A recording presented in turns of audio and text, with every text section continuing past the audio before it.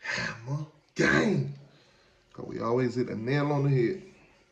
So check this out, my Miami Hurricane fans. Now, got five subjects that I want to talk about with you guys. I got them written down.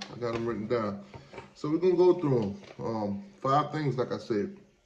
Now, appreciate each and every one of you guys for subscribing to the channel. Whether you're a Florida State fan, a Miami fan, or the Gators fans, or just a college football fan in general.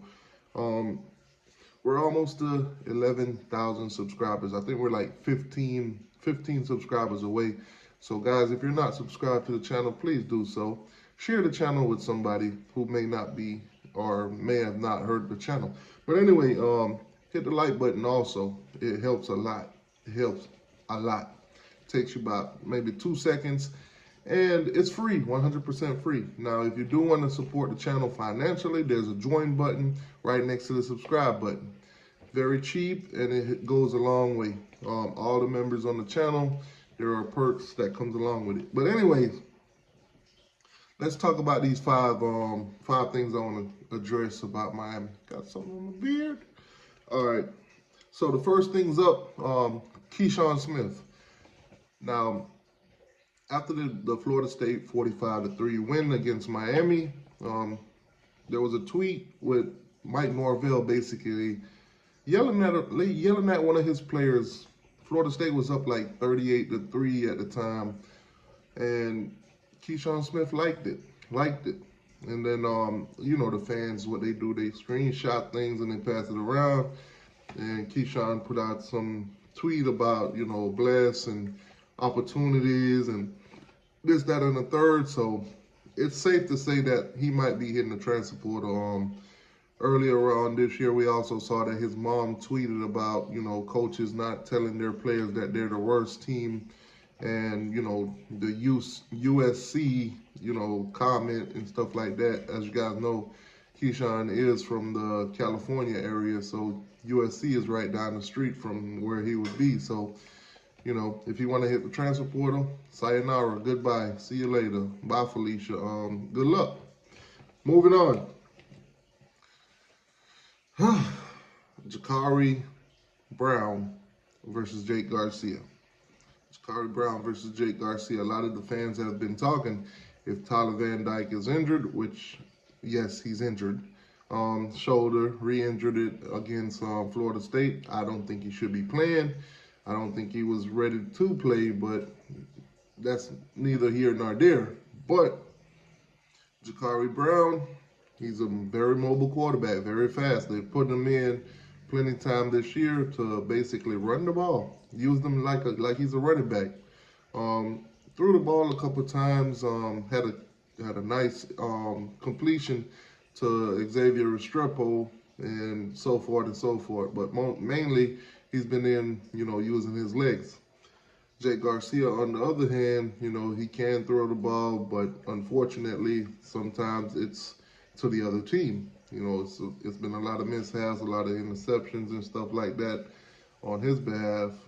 So, you know, the fans are up in arms. They don't know if they could trust Garcia, but they do know that, you know, Ja'Carri gives us a run dynamic at quarterback, a dual threat to be exact. So right now, the verdict is still not out on Jake Garcia. In my book, for some of you fans, it already is. You know, you guys want to move on from him and this, that, and the third, but we'll see how it pans out. Another subject. Antoine Jackson reclassified to the class of 23, reclassified. So basically, he was in the class of 24. He reclassified, so now he's class of 23, and he's committed to the University of Miami. So Miami has picked up its 20th commit for the class of 2023. Antoine Jackson is out of Dillard. He's a cornerback. As you guys know, we need those. I know you guys see Stevenson out there getting burnt. I know you guys see DJ Ivy out there getting burnt. I know you guys see the situations at corners, at DBs. So It is what it is, man.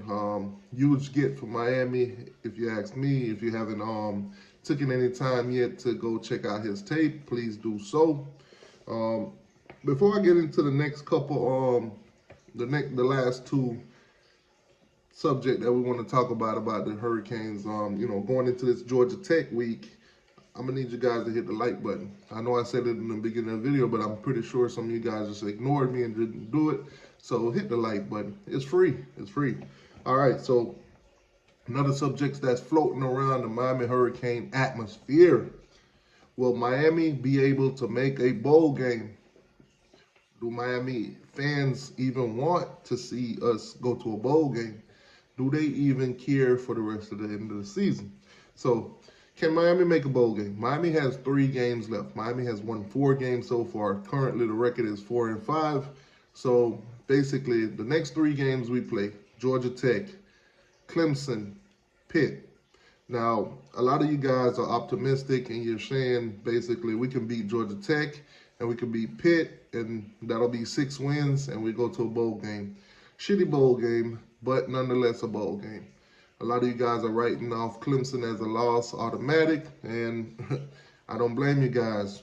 If we lose 45-3 to Florida State, even if Clemson is not 100% or having quarterback issues, I still think they have the means to beat us. I'm sad to say, but it is what it is. Will Miami make a bowl game? Y'all let me know. All they have to do is win 2 out of the next 3, and they'll be bowl eligible. And last but not least, I saved this one for last because obviously you guys have been talking about this all season. It's no surprise. Will Miami replace Josh Gattis at the end of the season? Or will Mario continue to hold on to Josh Gattis? The fans are literally out here putting together a list of offensive coordinators that could possibly replace Josh Gattis. Now, a big name that I've been hearing a lot of you guys throw around since he's become available now, Jeff Scott. I've been hearing his name thrown around. Kevin Beard, I've been hearing his name also, possibly for, I think, wide receiving coach. There's a lot of names going around. As you guys know, Josh Gattis is the offensive coordinator and wide receiving coach. I've been hearing a lot of you guys saying basically if you get rid of Gattis, you should get rid of Frank Ponce too, because basically what Gattis has been teaching, Ponce has been reinforcing with the quarterbacks. So you guys basically want a fresh overhaul with Gattis and Ponce. Man, that's tough. Now, I had a list of basically some of the names that you guys written down for the offensive coordinator replacement, but I misplaced it. So what I want you guys to do, get down in the comment section. Let's have some fun with this. Let's play along with this. Josh Gattis gets fired at the end of the season. Who would you guys replace him with at offensive coordinator?